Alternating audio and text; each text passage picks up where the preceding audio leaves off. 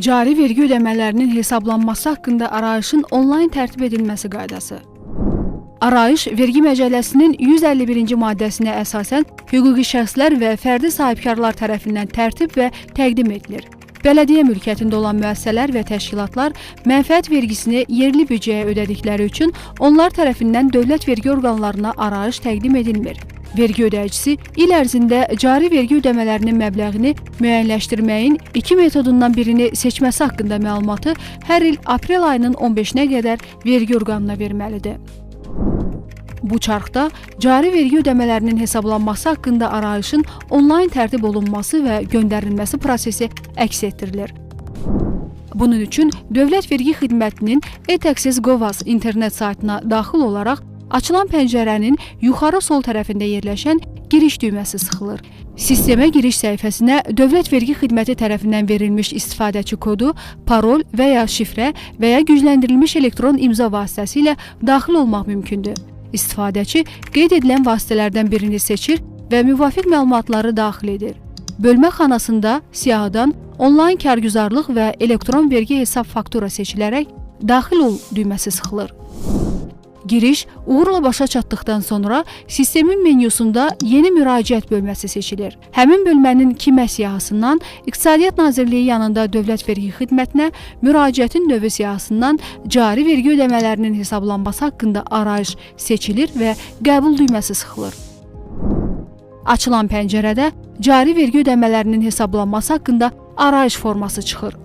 Cari vergi ödəmələrinin hesablanması haqqında arayış forması iki bölmədən ibarətdir.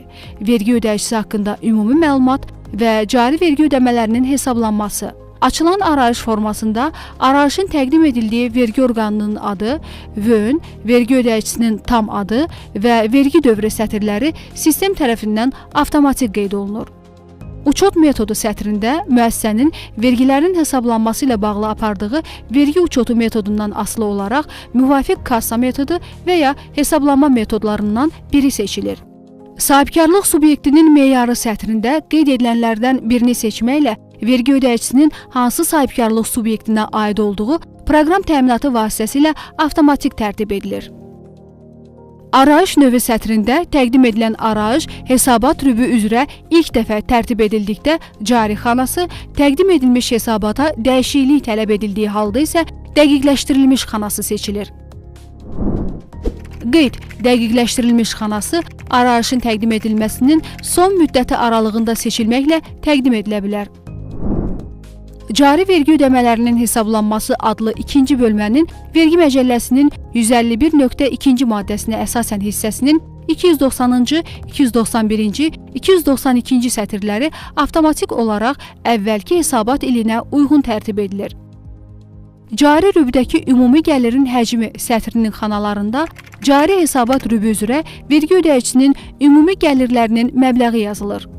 Cari vergi ödəməsinin həcmi sətrinin xanalarında cari rübdəki ümumi gəlirin həcmi sətrinin xanalarında göstərilən məbləğin əvvəlki hesabat ilində mənfəət vergisinin ümumi gəlirdə xüsusi çəkisi sətrinin xanalarında göstərilən əmsala vurmaqla alınan cari vergi məbləği avtomatik tərtib edilir.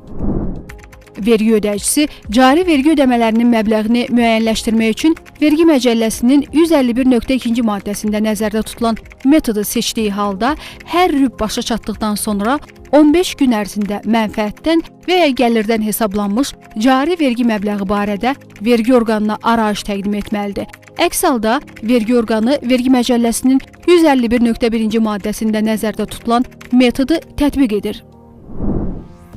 Vergi Məcəlləsinin 102.1.30-cu və 106.1.20-ci maddələrinin tələbləri nəzərə alınmaqla cari vergi ödəməsinin həcmi sətrində vergi ödəyicisi mikro sahibkarlıq subyektinə aid olduqda 75% güzəşt tətbiq edilir və qeyd olunan cari vergi ödəməsinin 25% həcmində cari vergi avtomatik hesablanır.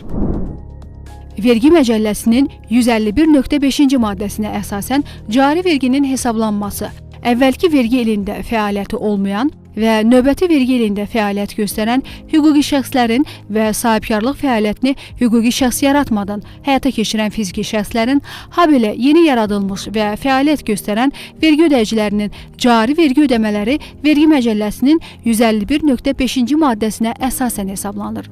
Cari vergi ödəmələrinin hesablanması adlı 2 bölmənin Vergi Məcəlləsinin 151.5-ci maddəsinə əsasən hissəsinin xanalarında təqvim ili ərzində rüblər üzrə artan yekunla mənfəətin məbləği yazılır.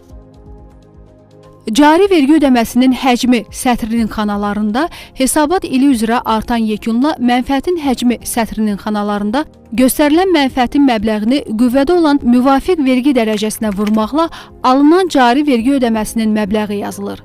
Cari vergi ödəmələrinin məbləği mənfəətdən və ya gəlirdən vergi məbləğinin 75%-dən az olmamalıdır. Vergi Məcəlləsinin 102.1.30-cu və 106.1.20-ci maddələrinin tələbləri nəzərə alınmaqla cari vergi ödəməsinin həcmi sətrində vergi ödəyicisi mikro sahibkarlıq subyektinə aid olduqda 75% güzəşt tətbiq edilir və qeyd olunan cari vergi ödəməsinin 25% həcmində cari vergi avtomatik hesablanır. Yuxarıda qeyd edilən müvafiq xanalar doldurulduqdan sonra irəli düyməsi sıxılır və arayış forması ekrana gəlir. Məlumatların doğruluğuna əmin olduqda təsdiqləmək üçün qəbul düyməsi, düzəlişə ehtiyac olarsa imtina düyməsi sıxılır. Sonda bağla düyməsi sıxılır və bununla da arayış tamamlanmış hesab edilir.